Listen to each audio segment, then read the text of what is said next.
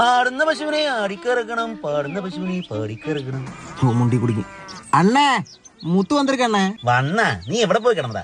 അത് വന്നെ പൊണ്ടാട്ടിക്ക് 2 കരിക്കടത്തി കൊടുത്തിട്ട് വന്നിരിക്ക. അതിന് നിനക്ക് പൊണ്ടാട്ടിയുണ്ട്? കരിക്കടത്തറதுக்கு സ്വന്തം പൊണ്ടാട്ടി വേണമാണ്ണേ. അതും ശരിയാ.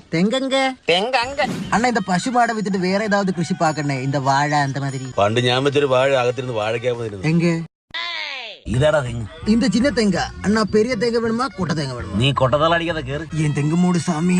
பஷாடா പുല്ല് തല ഇറങ്ങുന്നല്ലേ കടവുളെ. അണ്ണേ இந்த ഉണങ്ങിയ ഓല പറിക്കട്ടുമാ? പിന്നെ ആ ഉണങ്ങിയ കൊതുമ്പ് 2 വെള്ളക്കങ്ങ് പറിച്ചിറങ്ങ. അത് കൊതുമ്പില്ലണ്ണേ, ഞരമ്പ്. ஆஹா குளிசீன்.